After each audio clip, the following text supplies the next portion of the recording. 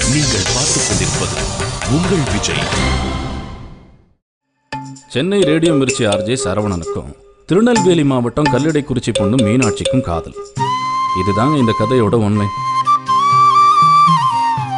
பொண்ணு பார்க்குற படலத்தில் ஆரம்பிச்ச இவங்க காதல் கைகலப்பாகி கலவரமாகி போலீஸ் கேஸ்ன்னு நொந்து நூடுல்ஸா போச்சு. வீட்டுல கால் எடுத்து வச்ச உனக்கு நான் இன்னொரு தடவை உன்னை பார்த்த எரிச்சிடுவேன். அப்புறம் ஒரு சுபயோக சுபதினத்துல எதேச்சியா மீண்டும் சந்திச்ச நம்ம சூப்பர் ஜோடிக்குள்ள காதல்ங்கிற பல்பு திரும்பவும் எரிஞ்சது. என்ன கண்ணுங்க அது? அதுல ஹைடெக்ஸ்லாம் வேற போட்டுக்கிட்டு அப்படியே கத்தி மாதிரி தீட்டி வச்சிருக்கீங்க. உலகத்திலே எப்படி ஒரு பார்வைய நான் பார்த்ததே இல்லைங்க. I love you Meenakshi.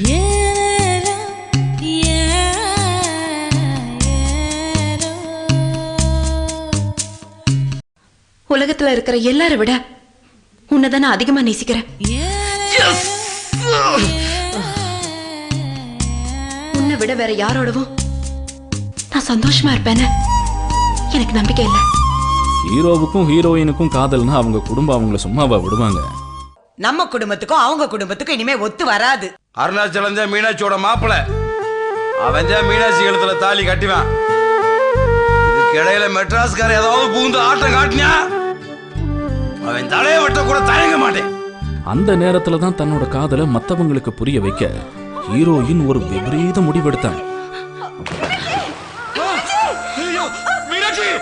நீ அவ மேல ஆசைப்பட்டதும் அவனை கல்யாணம் பண்ணிக்கணும்னு நினைச்சதும் தப்பே இல்லப்பா. அவங்க அப்பா வர சொல்லி பேசுங்க. இப்ப காதலுக்கு கிரீன் சிக்னல் கிடைச்சாச்சு. Hero Chennai, heroine Kallidaikurichi. அப்ப லவ் எப்படி நடக்கும்? சரி, என்ன ட்ரெஸ் போட்டிருக்க? எதுக்கு? சும்மா சொல்ல.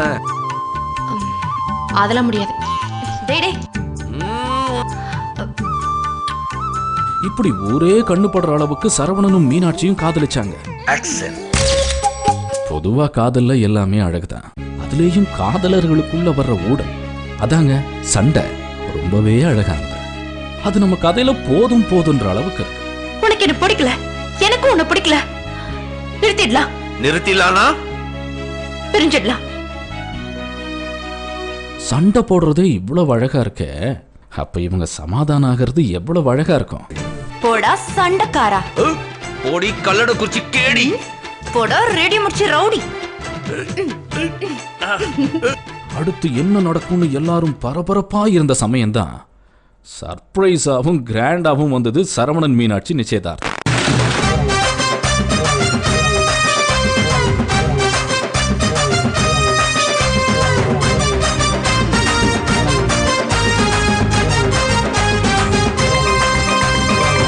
ஆனா அங்கதான் வச்சாங்க ஒரு பெரிய ட்விஸ்ட.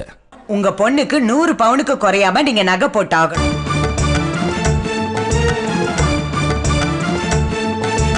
உன் மேல நான் வச்சிருந்த அன்பு, பாசம், காதல் எல்லாம் செத்து போச்சு.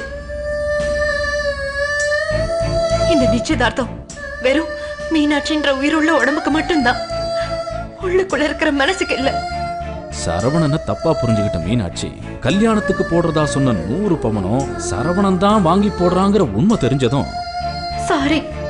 ஐயா, ஒரு நிமிஷத்துல கோபரமா வசதிட்ட ஐயா, நீ நல்லா இருக்கணும்.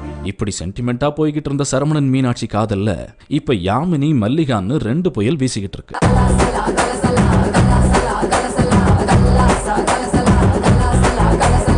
இந்த புயலெல்லாம் கடந்து சரவணன் மீனாட்சி கல்யாணம் நடக்குமாங்கிறது தான் இப்ப எல்லாரோட மனசுலயும் இருக்கிற ஒரே கேள்வி. 8:30 மணிக்கு ஒரு அருமையான காதல் நாடகம் போடுறாங்க. அந்த வானத்தை போல மனம் படைச்ச மன்னவனே பனித்து